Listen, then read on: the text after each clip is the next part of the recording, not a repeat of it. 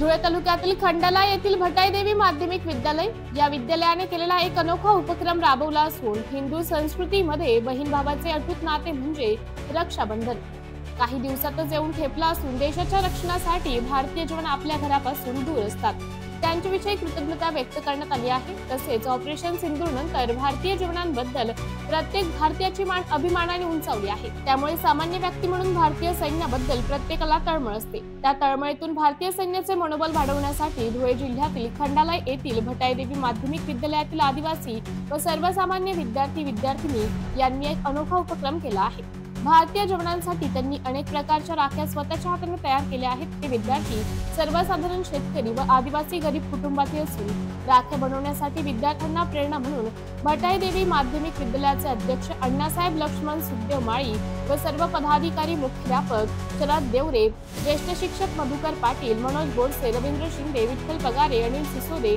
नैना शेवाळे, राहुल फुले, प्रवीण साळुंके, शिक्षकेतर कर्मचारी प्रवीण बागुल, सुदाम माळी, शांतीलाल शिंदे, अशोक बागुल, आशा महाजन यांचे सहकार्य लाभले।